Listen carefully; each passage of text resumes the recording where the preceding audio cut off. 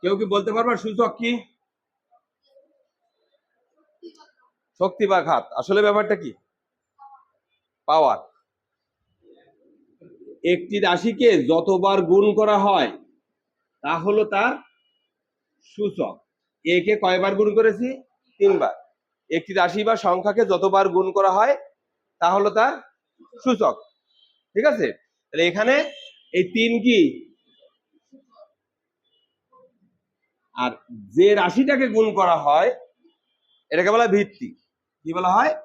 ভিত্তি। তাহলে একটি রাশিকে যতবার গুণ করা হয় তা হলো তার সূচক, যে রাশিটাকে গুণ করা হয় ভিত্তি।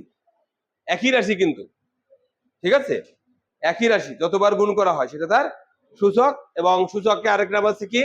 ঘাত অথবা পাওয়ার। ঠিক আছে, তাহলে আমরা এ টু দি পাওয়ার 3 বলি, তাই না?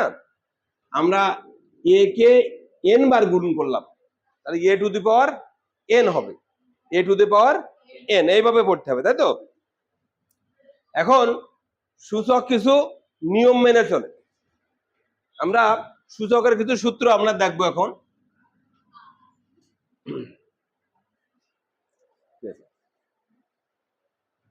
মনে করো এ টু দি পাওয়ার 5, এই কথার অর্থ কি? এ কে 5 বার গুণ।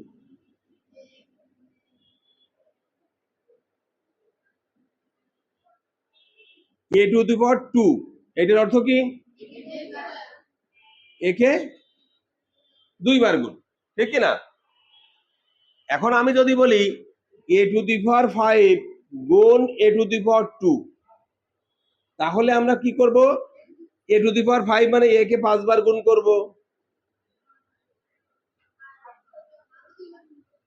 আবার এ টু দি পাওয়ার 2 মানে একে আবার 2 বার গুণ করব। তার মানে কতবার আসছে বলো তো? 1 2 3 4 5 6 7 বার এ টু দি পাওয়ার 7 আসলো। এই যে 7টা পেলাম, এই 7 কিন্তু এই 5 এবং 2 এর যোগফলের সমান, ঠিক না? হ্যাঁ, প্রতিটা ক্ষেত্রে আমি যদি এরকম করি এ টু দি পাওয়ার m গুণ এ টু দি পাওয়ার n, তাহলে আমার কি হবে? A to the power m plus n, অর্থাৎ গুণের সময় পাওয়ার যোগ হয় বা সূচক যোগ হয় যদি ভিত্তি একই থাকে।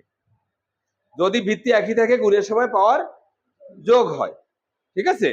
তাহলে আমরা সূচকের সূত্র প্রথমটা লিখতে পারি a to the power m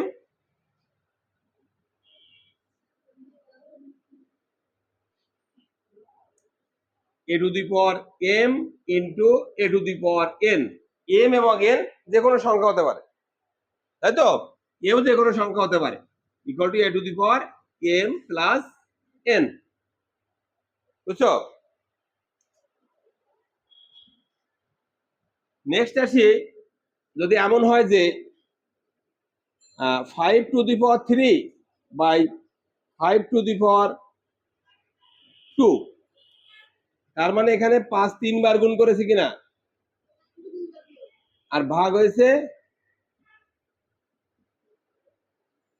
তার মানে এই যে দুটো কমন আছে এই দুটো তো বাদ দেওয়া যায়,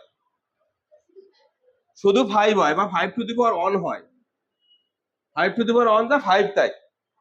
তার মানে 3 আর 2 বিয়োগ হয়েছে, তাহলে আমরা লিখতে পারি a to the power m ভাগ a to the power n equal to a to the power m minus n।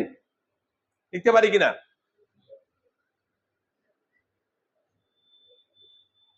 বুঝছো? তাহলে ভাগের সময় পাওয়ার বিয়োগ হয়, যদি বেজ একই থাকে ভাগের সময় পাওয়ার বিয়োগ হয় আর গুণের সময় পাওয়ার যোগ হয়। যদি এমন হতো যে 2 টু দি পাওয়ার 3 এর হোল টু দি পাওয়ার 3, তাই না? আমি এইটাকে বেজ ধরতে পারি, 2 টু দি পাওয়ার 3 কে যদি বেজ ধরি তাহলে কি হয় বলতো? 2 to the power 3 into 2 to the power 3 into 2 to the power 3, তার মানে এইটা 3 বার, ঠিক তো? 2 টু দি পাওয়ার 3 এর পাওয়ার 3 মানে কি? 2 টু দি পাওয়ার 3 3 বার গুণ হয়েছে, এবার ইন্ডিভিজুয়াল ভাবে প্রত্যেকটা আবার 3 বার গুণ হয়েছে, তাহলে 2 টু ইন্টু 2 ইন্টু 2, আবার এদিকে লিখলাম 2 ইন্টু 2 ইন্টু 2, আবার এদিকে লিখলাম 2 ইন্টু 2 ইন্টু 2। তাহলে মোট কতবার এসেছে বলো তো? কতবার গুণে বলো? 9 বার, 2 টু দি পাওয়ার 9। এই যে 9টা পেয়েছি, 3 এবং 3 কি করলে 9 পাওয়া যায়? গুণ করলে।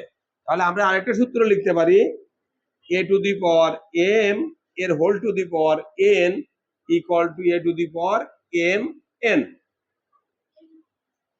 বুঝেছি কিনা?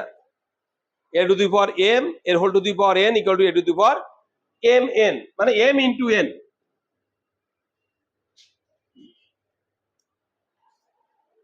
আরো কয়েকটা বিষয় দেখো, মনে করো 1 একটা সংখ্যা,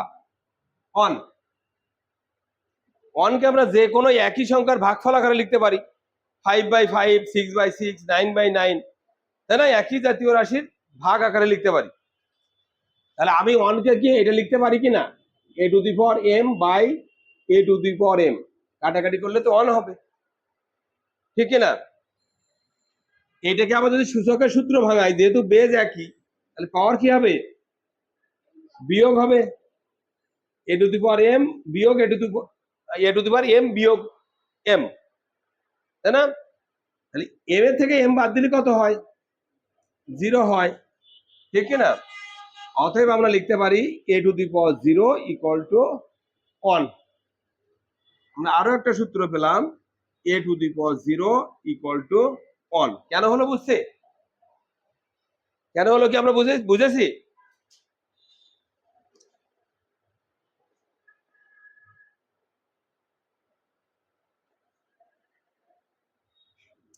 আরেকটা জিনিস দেখো,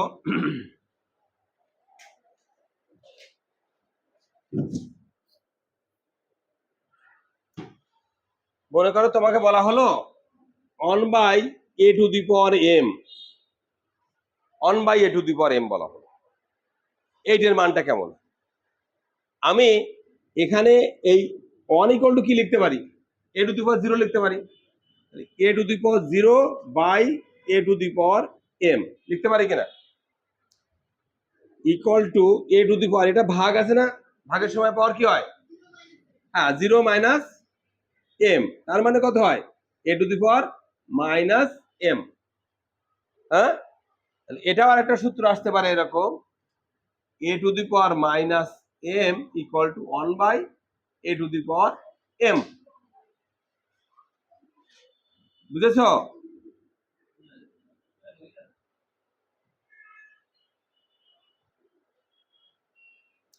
এই সূত্রগুলো ব্যবহার করে কিন্তু আমরা এখন অঙ্কগুলো করব। তো একটা জিনিস খেয়াল করো, মনে করো বলা হলো a to the power 5 into a to the power minus 5, এটাকে গুণ করতে বলা হলো। এই ক্ষেত্রে কি করবো বলো তো? আমরা a to the power 5 plus bracket minus 5 এভাবে করতে পারি, তাই না? ইকুয়াল টু কি করতে পারি? a to the power 5 minus 5 equal to a to the power 0 equal to 1 লিখতে পারি কিনা? পারি। একই কাজ যদি আমি এইভাবে করি, a to the power 5 into, এইটাকে আমরা কি লিখতে পারি? এই সূত্র ব্যবহার করে 1 বাই a টু দি পাওয়ার 5 লিখতে পারি কিনা? এবার কি হয়েছে? এটা কেটে যায় না, ইকুয়াল টু 1 আসে, তাই না? বুঝেছো? তাহলে মূল কথা হচ্ছে, যদি ভিত্তি একই হয়, ভিত্তি মানে কোনটা? যে রাশিটাকে বারবার গুণ করা হয়েছে ওইটা ভিত্তি, কতবার গুণ করা হয়েছে সেটা হচ্ছে সূচক। ভিত্তি যদি একই হয়, গুণের সময় পাওয়ার যোগ হয়, ভাগের সময় পাওয়ার বিয়োগ হয়, পাওয়ারের পাওয়ার গুণ হয়, a to the power 0 equal to 1 হয়, a to the power minus m equal to 1 by m। বুঝছে? এইগুলো ব্যবহার করে আমরা এখন বীজগণিতীয় যে সমস্যাগুলো এগুলো সমাধান করব। ওকে।